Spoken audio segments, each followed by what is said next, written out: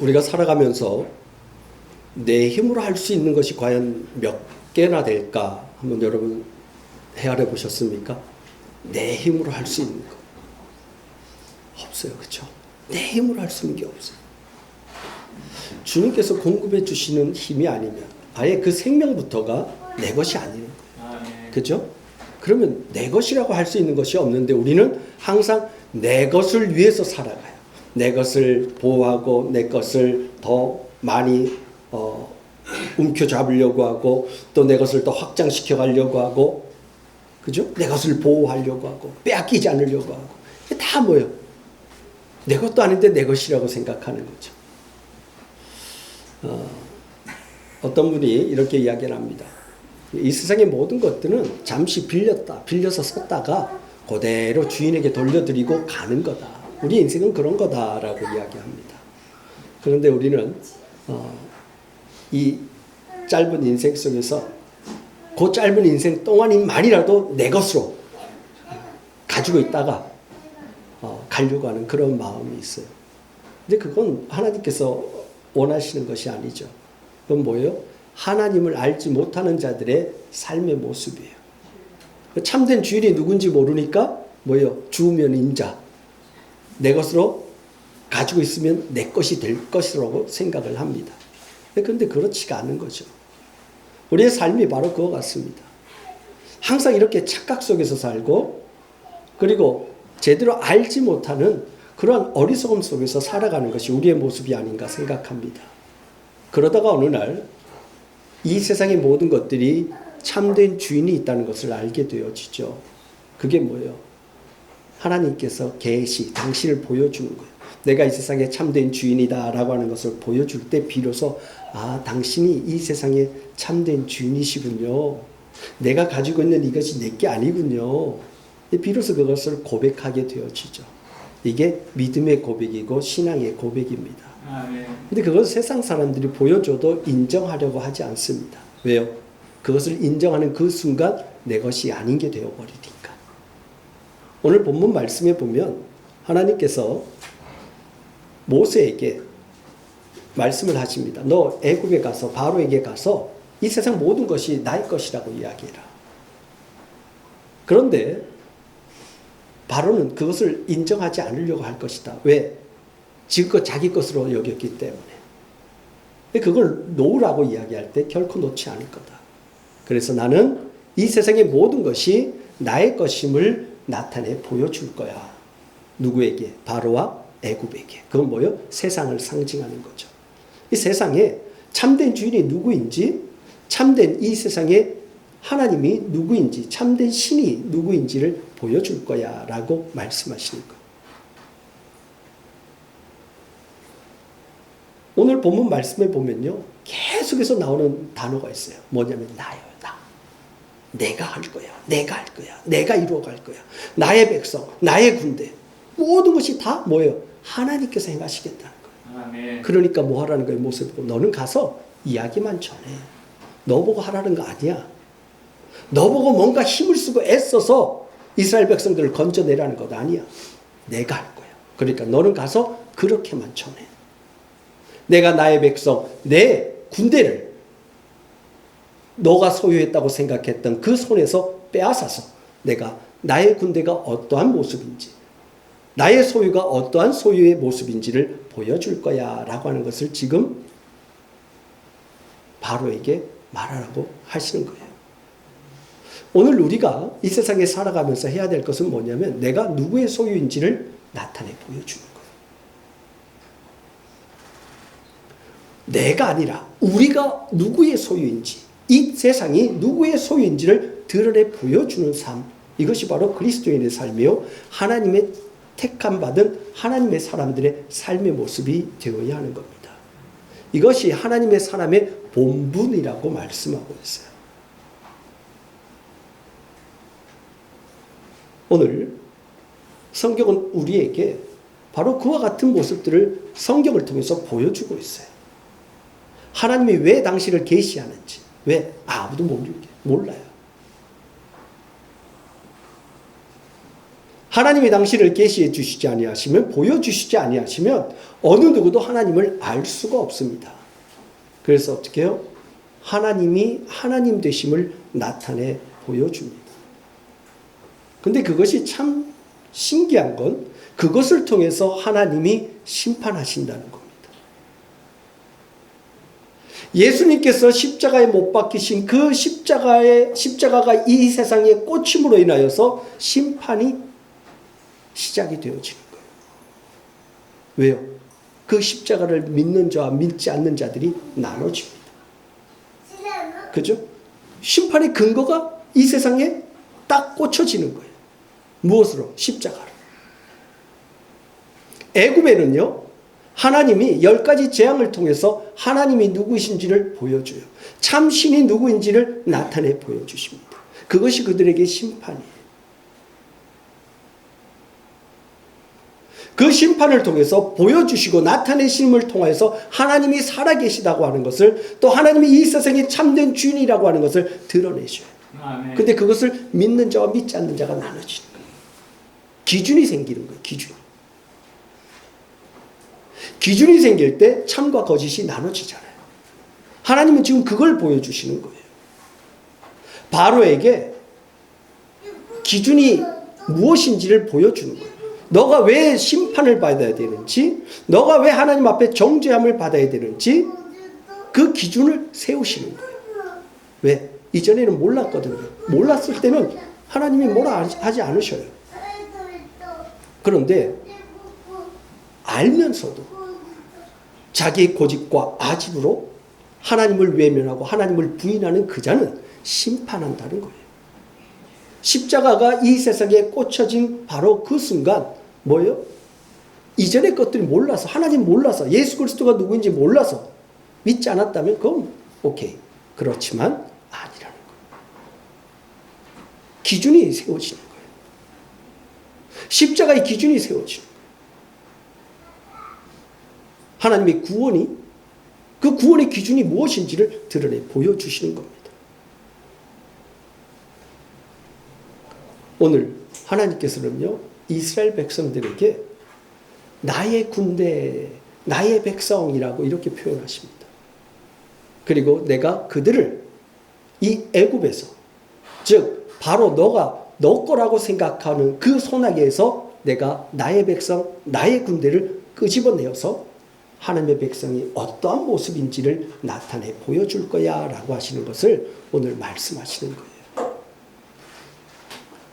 여러분, 하나님의 군대, 하나님의 백성 어떻게 구별되어질까요? 세상에 속한 것들과 어떻게 구별되어질까요? 그건 뭐예요? 하나님의 택하심이에요. 이건 누구도 부인할 수 없어요. 인간의 열심과 노력, 애씀, 이것으로 구원받을 수 없다고 로마서 9장에서 사도 바울은 이야기했어요. 하나님의 택하심이에요. 이 세상 모든 자들이 다 심판받아 마땅한 자들인데, 죄 아래 놓여서 다 심판받을 자들인데, 하나님의 백성은 뭐예요? 하나님의 택함 받은 자들이라는 거예요.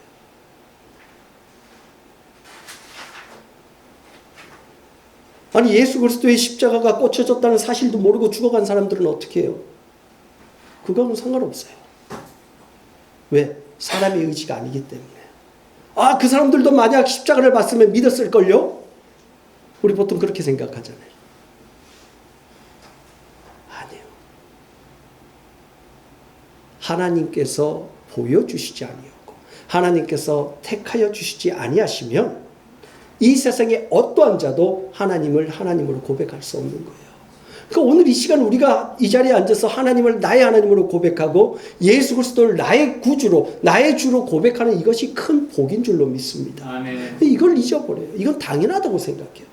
그런데 이것을 떠나서 심판 아래 놓여 있는 자들에게는 당연한 게 아니에요.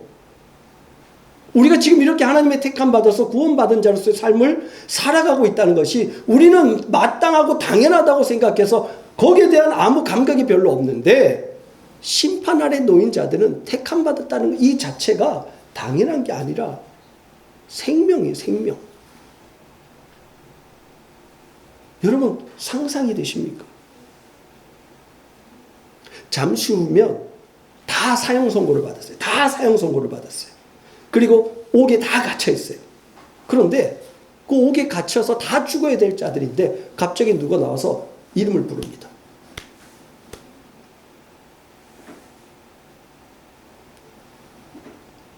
그 이름을 받은 사람을 뭐라고 하냐면 특별 사면. 대통령령에 의해서 특별 사면을 받았대요. 이유 불문하고 여기에 기록되어 있는 자들은 다 나와라 라고 이야기해요. 그럼 나왔어요. 이 사람들은 그런데 자신들이 왜 그렇게 나왔는지 이유도 몰라요. 내가 왜 그 수많은 사람들 가운데 왜 내 이름이 불려져서 나는 왜 사형 선고를 받은 자들 가운데서 지금 그 감옥에서 나와 있는지 몰라요. 근데 시간이 좀 지나가다 보니까요, 이 사람들이 당연하게 생각해요. 그리고는 저 사람들, 그 옥에 있는, 갇혀있는 자들을 가리켜서, 야, 저들은 죽어 마땅하지. 자기는 왜 구원받았는지도 몰라요. 자기는 하나님의 은혜로 구원받았음에도 불구하고 마치 자신은 의롭다고 생각해서. 그래서 별로 생각을 안 해요. 이게 우리의 모습입니다. 다른 사람들의 모습이 아니에요. 내가 어떠한 자리에서 구원받았는지를 잊고 살아요. 그리고 마치 나는 의로워서 하나님 앞에 택함받은 줄로 알고 있어요. 그들보다 나는 좀 더 특별하다고 생각해요. 아니, 별반 다를 게 없어요. 어찌 보면 더 악한 마음과 생각을 가지고 살아가고 있을 수도 있어요.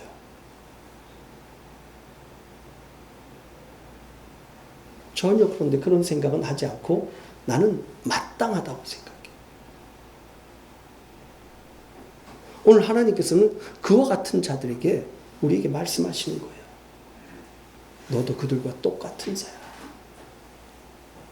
지금 보여주는 거예요. 사실 이스라엘 백성들이 그랬거든요. 그 수없이 많은 백성들 가운데 하나님께서 택하였어요. 그들이 뭐 잘나서가? 아니에요. 하나님의 백성이 어떠한 자들인지를 보여주기 위해서. 근데 그들이 그렇게 하나님의 백성들이 어떠한 자들인지 보여주었나요? 그렇지 못해요. 그럼에도 불구하고 하나님은 뭐예요?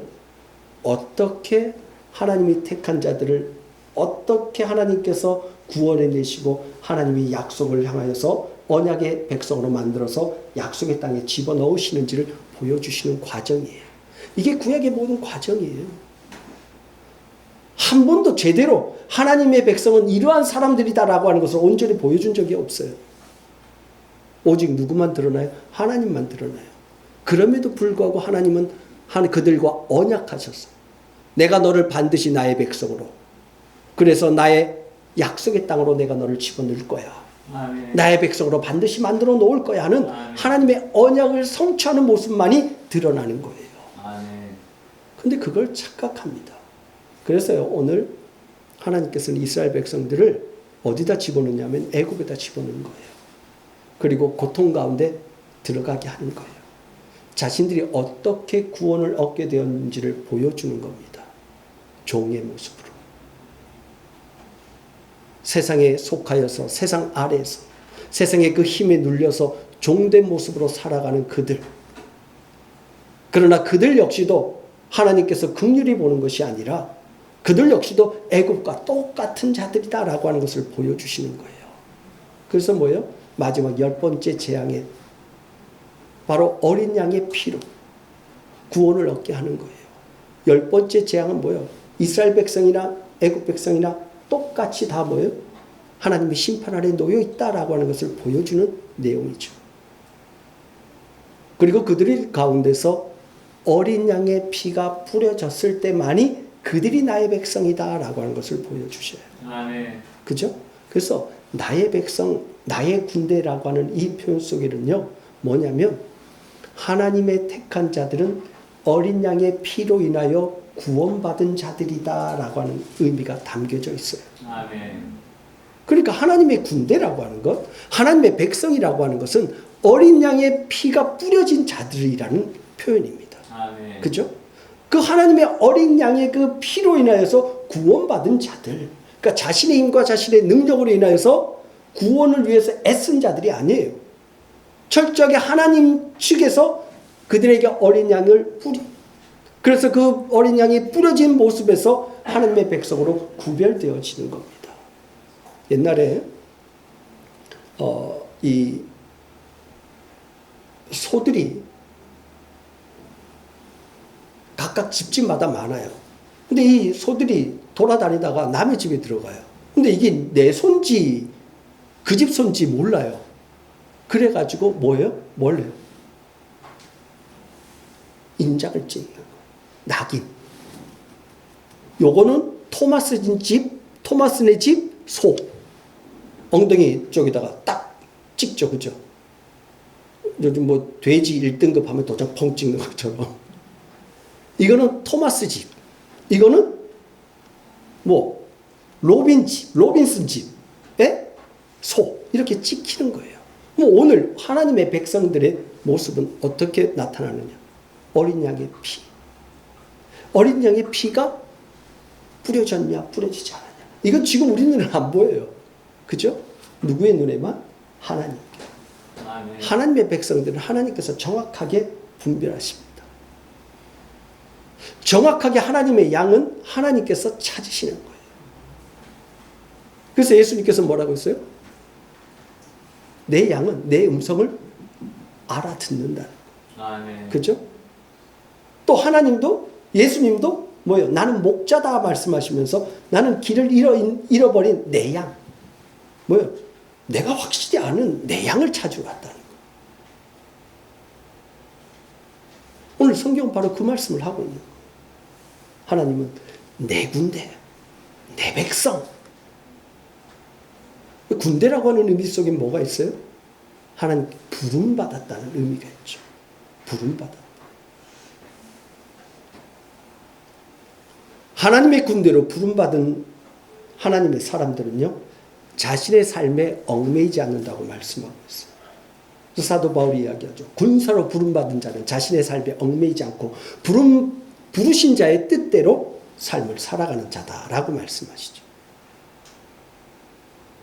그럼 하나님께서 왜 애굽에서 이스라엘 백성들을 구별해서 밖으로 그 애굽의 땅에서 건져서 광야로 그리고 약속의 땅 가나안 땅으로 이끌어 가시느냐?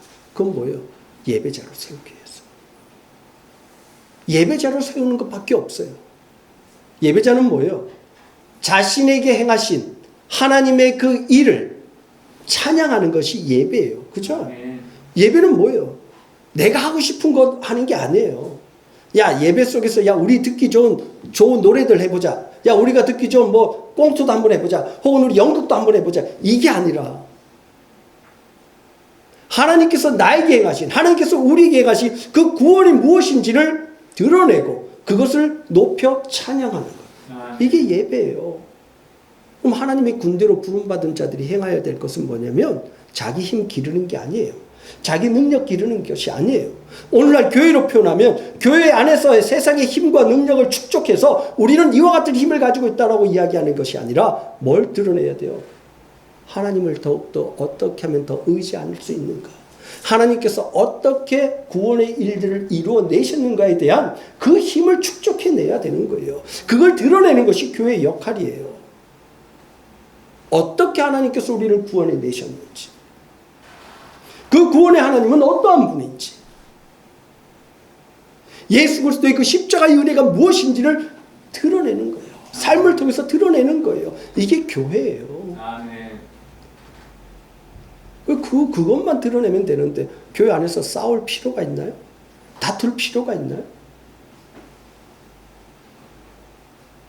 서로의 모습 속에서 뭘 보는 거예요? 그리스도께서 어떻게 그에게 역사하셨는지를 바라보는 거예요. 그리고 그 역사하신 그 하나님의 이름을 높이는 거예요. 서로가 서로에게 존귀 여기는 거예요. 그에게 뭐예요? 하나님의 능력이, 그에게 하나님의 은혜와 긍휼이 임하였다는 겁니다. 그럼 그는 하나님의 택한 백성이에요. 내가 함부로 대할 존재가 아니라는 겁니다.